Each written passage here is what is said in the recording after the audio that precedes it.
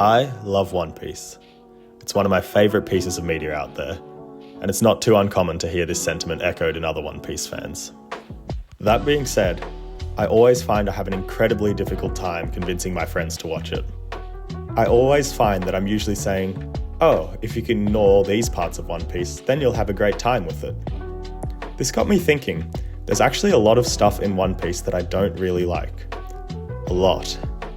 But why do I still love it? Why does it remain one of my favourite pieces of media, even though there are so many things I dislike about it? I think the main reason as to why I love One Piece is what Oda does well, he does really, really well. First off is Oda's character writing. I think that this is the most important reason to One Piece's broad appeal and why it's connected with so many people. The characters in One Piece just act how you would expect them to act, and all feel incredibly real despite their totally unreal designs. Take Usopp in Arlong Park, for example. At this point in the story, we know he's a coward and weak, but he has a great desire to grow stronger and prove himself, while wanting to protect others.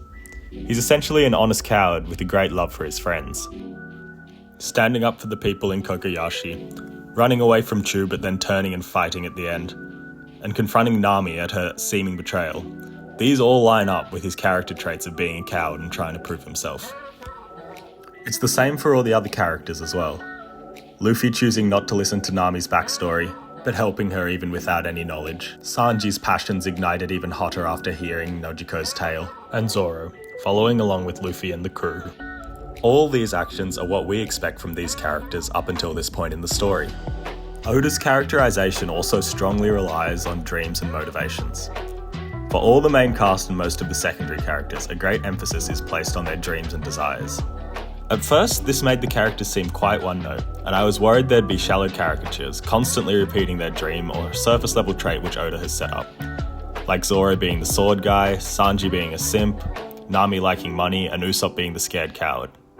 But very quickly these preconceptions were changed through Oda's most powerful tool, his backstories. Take Nami for example. I was so worried when I started One Piece that she'd be the classic female shonen lead, who always yells and hits the main character, with her one sub-trait being that she was greedy and likes money. I was especially worried as my main points of comparison were the big three, and well, let's just say that Sakura and Orihime aren't the pinnacle of writing. As soon as Arlong Park started, however, all my fears surrounding Nami fell away. Keep in mind, I was still viewing One Piece through the lens of a hater, so this probably added to how shocked I was with how damn good Nami's backstory was. With this one arc and backstory, everything about Nami's character becomes clear. Nami's love for money, which was previously played as a gag character trait, now takes on a deeply personal and emotional note, as Oda reveals to us that the reason she loves money and treasure is because she needs 100 million berries to free Kokoyashi.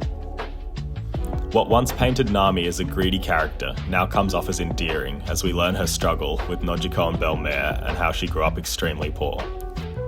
This is what makes the flashbacks in One Piece so great.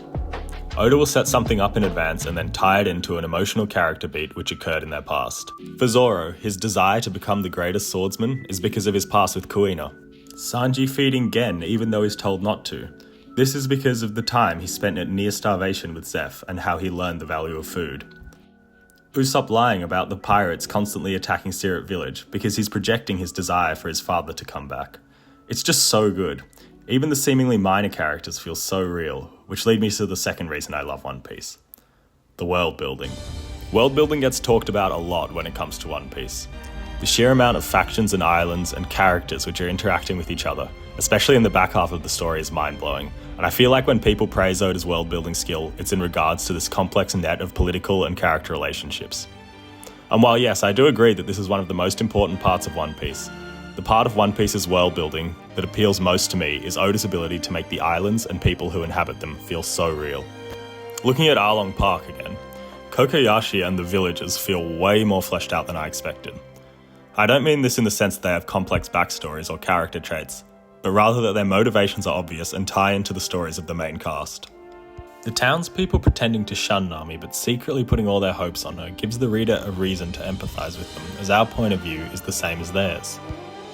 It's things like this that create an emotional connection with the wider cast and not just the main characters. I think that Gen is one of the best examples of a minor character having a major emotional impact on the story. There are so many emotional and story beats associated with this character that Oda sets up early in the arc just to have massive payoffs later. Right from the reader's first introduction to this character, we can tell that his relationship to Nami is a bit different from the rest of the townsfolk, as he doesn't go inside with the rest of them when she first appears. He wears a pinwheel on his hat like an absolute boss and is covered in scars. He has this really mysterious demeanour that the reader wants to know more about. All these mysterious first impressions that we first see of him come full circle by the time the arc's finished. We find out he first started wearing the pinwheel on his hat to make Nami smile. His scars are from protecting Nami when Arlong first attacked, and he's always known what she's been going through to save Kokoyasu village. All of Gen's actions are in service to Nami and make sure she's always smiling. And it doesn't stop there. Even right at the very end of the arc, Gen makes Luffy promise to never take Nami's smile away, just reinforcing what we know about him and why he's such a great character. It's because Oda takes the time to build up his side characters and have their actions pay off that the endings of One Piece arcs feel so emotional and so satisfying, because whenever we leave an island, it feels like we're saying goodbye to the people there, not just the physical place. So yeah, basically this is why I think Oda's world building is so good, because he takes the time to build up and flesh out the side characters and interactions they have with the main cast, making the whole island feel so much more real than it usually would. So far all I've said sounds pretty good, right? But why then do so many people struggle getting into One Piece, and why have there been multiple parts that have made me personally want to drop the series? Well, I'll quickly start by getting this one out of the way. The anime. While there are certainly worse adaptations of different anime out there, Toei has really done no favours to One Piece with this anime. Sure, for around at least the first 400 episodes, the anime was standard, if not good, for a weekly show coming out in the early 2000s. I'd actually consider some of the early episodes in my top anime episodes of all time, like Chopper's Goodbye or The Walk to Arlong Park, things like that. But yes, as anyone who's actually watched One Piece knows, with it being a weekly show and Toei unwilling to do any filler arcs, the pacing becomes absolutely glacial. In fact, it's been so bad that the last time the One Piece anime adapted more than one chapter an episode was back in Shabondi Archipelago, and that was 16 years ago. So yeah, over 16 years of painfully slow pacing paired with a huge downgrade in art direction and animation since the start of the post-time skip has made the anime so inaccessible to modern audiences. And yes, I know, the animation is amazing now, as in movie quality amazing. And yes, 1015 is the single best episode of anime I've ever seen. But the terrible pacing still remains, even with the 6-month break we recently had. And I think this is the main factor to what holds the anime back from being an all-timer. Now, on to the fake deaths. I feel like this is the most common criticism of One Piece, so I'll be brief. Oda has a serious problem killing off his characters, which is fine. He can do what he wants. It's his story. He's the 7th most sold author of all time. He doesn't have to kill his characters if he doesn't want to. Fine. However, this just leads to there being no stakes, and I very, very rarely feel a sense of danger for the characters. I think this is one of the biggest problems with current One Piece now. Spoilers for Egghead and Elbaf, but when the Gorosei appeared in Egghead, with all their amazing menacing designs, I was not worried for any of the characters at all. I knew that this would follow the trend of the previous arcs and have no major deaths. Even Vegapunk and Kuma, who Oda gave emotional death scenes to, are fine. We just faced off against the biggest threat in all of One Piece outside of Emu, and everybody was just fine. Nobody died. Even the 2 people who we thought were dead were actually fine too. With Vegapunk being alive in Punk Records, and Lilith saying she can fix Kuma and put him in the new clone body on Elbaf. We have the Gods Knights on Elbaf right now. We even potentially have Emu right now, and I feel no tension or worry for any of the characters whatsoever. For me, it's gotten to the point that whenever a character potentially has a death occurring, I don't feel any emotion anymore because I know they're not actually dead.